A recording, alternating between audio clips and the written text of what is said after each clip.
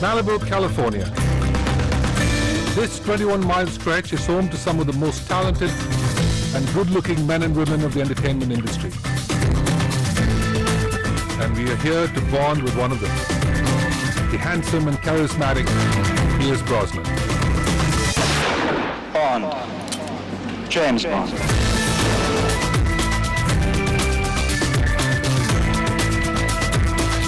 This veteran of 4 Bond films is one of the most loved secret agents on the screen. But there's more to Brosnan than the Bond movies. It's time to meet the man behind the actor. Welcome to Dimensions. I'm in Malibu, California, the home of numerous superstars. On perhaps a rainy day, but still the superstars are abundant in California. But no one bigger than the man I'm sitting with. The suave, the debonair, the dashing Pierce Brosnan. Pierce, great to have you with us. Thank you, Vijay. A great introduction. Going to go back in time a little bit from the time you started off and born in Ireland and came out, left school when you were 16 and packed up your bags, went to London. Yes, let me see. I left Ireland in '64. I actually left, I found out there a number of years ago, on the same day that Ian Fleming passed away. It was the 12th of August 1964. So there you go. And then I left England when I was about 25 to come to America.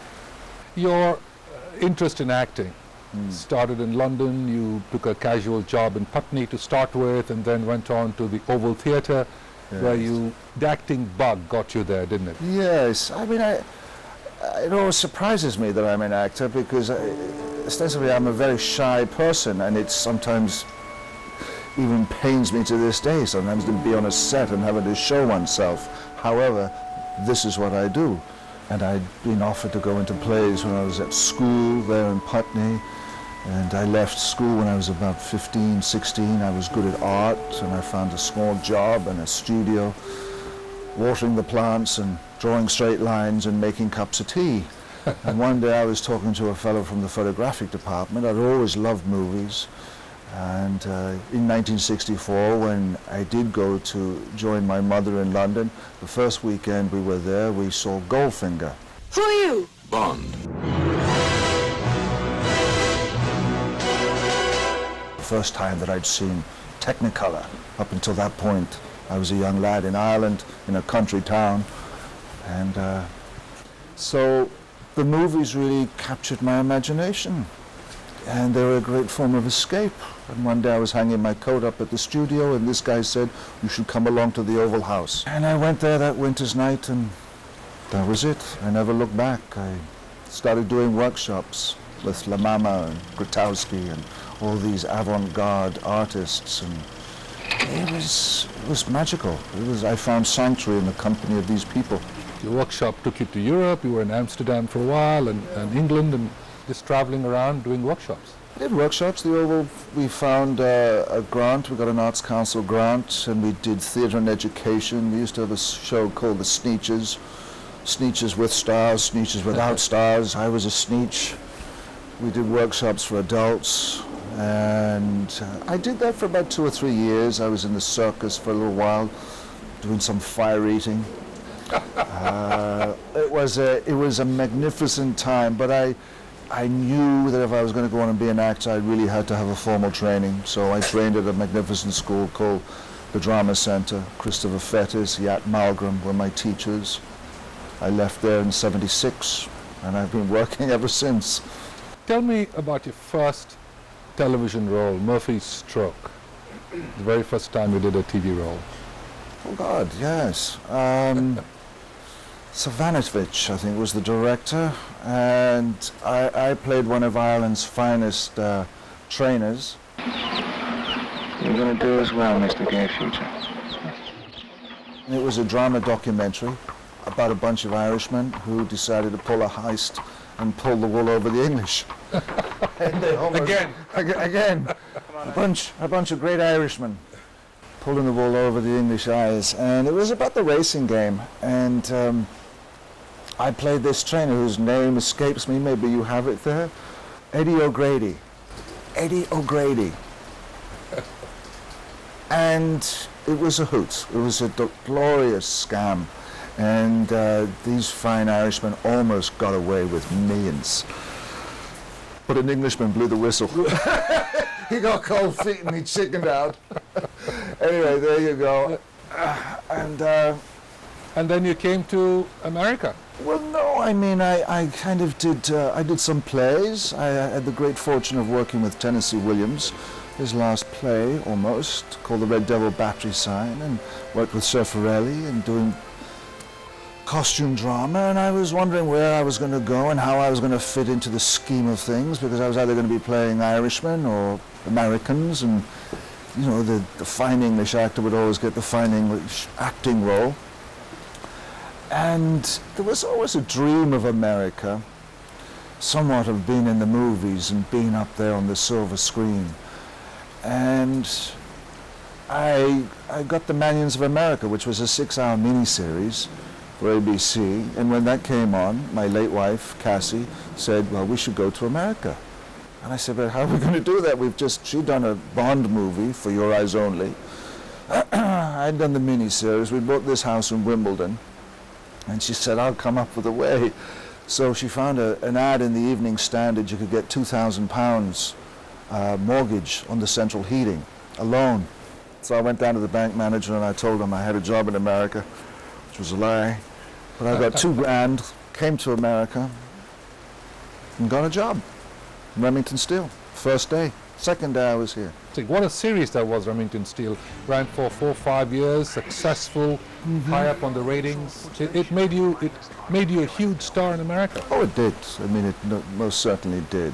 I was at the right place at the right time. I had the good fortune of listening to a good woman. Otherwise, I would have just stayed there and gone off and done my rep. But it really, it just opened up the world. And I knew as soon as I got off the plane, I felt lucky, and I was lucky. And they were looking for this detective, and they said, would you come to America? I said, yes. I said, I have 2 stepchildren. The kids were like 8 and 9, Christopher and Charlotte. And came over and started working, really. And you know, I'm an American citizen now. You know, you've done so much work and such an incredible variety of work.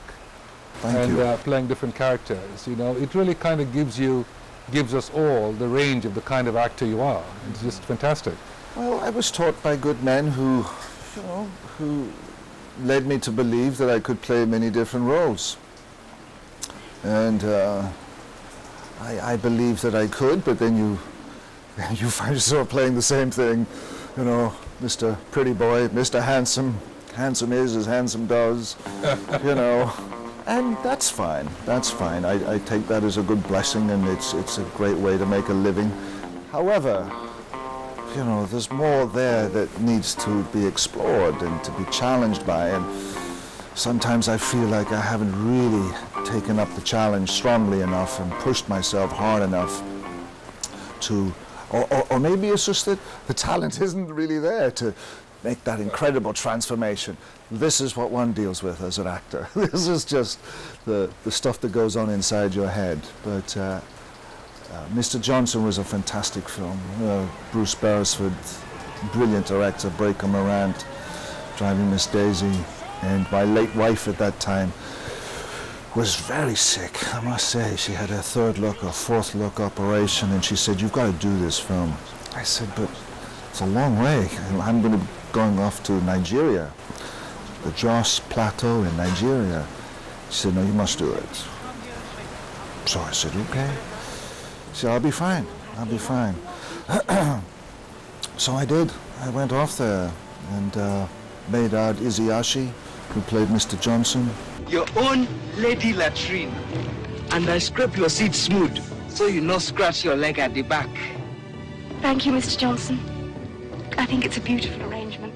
But it was a painful time, because it was a painful time and a beautiful time. I was so isolated in the Jos Plateau.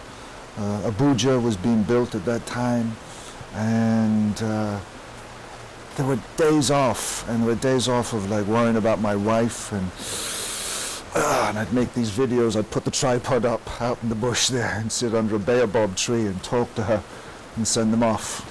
So from that perspective, it was an amazing tapestry of life. So that's what the movies are like. You know, they're all great to do, and some are seen or some are not, some are forgotten. And that particular one had a real tapestry of great meaning. Yes, life, heartache. I was having a party one day, and up at the house, and the phone rang, and Keely was coming in the door, and she'd made this birthday cake for me, and they told me that I was James Bond. I was going, yes, I won't tell anybody.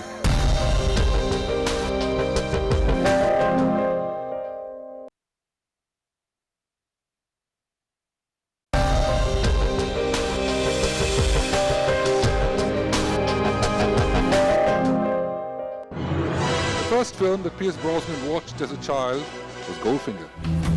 Mr. Bond? Yes. Developed an instant fascination for James Bond. Do you expect me to talk? No, Mr. Bond, I expect you to die. Almost 2 decades later, in 1986, he was offered the role of Bond in The Living Daylights. But destiny had some other plans for Brosnan.